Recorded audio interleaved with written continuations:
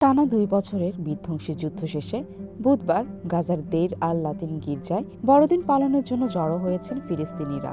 একটি ভঙ্গুর যুদ্ধবিরতি দ্বিতীয় মাসে পদার্পণ করলেও দীর্ঘস্থায়ী সংঘাতের ছাপ গাজার প্রতিটি কোণায় স্পষ্ট। সামিরা নামের এক ফিলিস্তিনি নারী বেথলেহেমে বড়দিন পালন করার স্বপ্ন দেখেছিলেন, কিন্তু বাস্তবতা তাকে আটকে দিয়েছে গাজায়। তার ভাষায়, উৎসবের আনন্দ যেন অনেকটাই ম্লান হয়ে গেছে, কারণ এই নিয়ে টানা ৩ বছর তিনি যিশুর জন্মস্থানে গিয়ে প্রার্থনা করার সুযোগ থেকে বঞ্চিত হলেন। অনিশ্চয়তার মধ্যেও গাজার মানুষেরা খুঁজছেন বেঁচে থাকার নতুন কোনো অর্থ। রামি আল ফারের মতো উপাসনাকারীরা প্রার্থনা করছেন শিশুদের জন্য, যাতে তারা একটি শান্তিময় পরিবেশ এবং উন্নত জীবন পায়। আমার একমাত্র প্রার্থনা যেন শান্তি ফিরে আসে। আমরা শান্তিতে বাঁচতে চাই, আমরা শুধু শান্তিতে বাঁচতে চাই।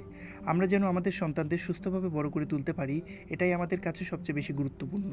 যা ঘটে গেছে এবং যা তারা দেখেছে তাই যথেষ্ট। এমনকি আমরা প্রাপ্তবয়স্করাই যেখানে মানিয়ে নিতে হিমশিম খাচ্ছি, সেখানে এই ছোট শিশুদের শান্তিতে বেঁচে থাকা খুব প্রয়োজন। তাদের অবশ্যই শান্তিতে বাঁচতে দিতে হবে। তবে এই প্রার্থনার সুরের মাঝে বেজে উঠছে হামলার খবর। শুক্রবার গাজা সিটির আল তুফা এলাকায় একটি স্কুলে ইসরায়েলি হামলায় ৫ ফিলিস্তিনি নিহত হয়েছেন। আল শিফা হাসপাতালের প্রধানের দেওয়া তথ্য অনুযায়ী স্কুলটিতে বাস্তুচ্যুত মানুষেরা আশ্রয় নিয়েছিলেন।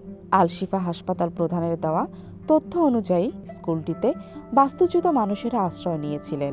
ইসরায়েল প্রতিরক্ষা বাহিনী বা আইডিএফ জানিয়েছে, যুদ্ধবিরতি রেখার বাইরে সন্দেহভাজন কিছু গতিবিধি শনাক্ত হওয়ার পর তাদের সেনারা এই গুলি চালায়।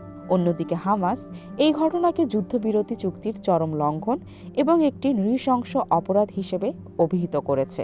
উৎসবের আলো আর সংঘাতের ছায়া, এই দুইয়ের মাঝেই কাটছে ফিলিস্তিনিদের আরও একটি বড়দিন, শান্তি যেখানে এখনও এক দূরবর্তী স্বপ্ন।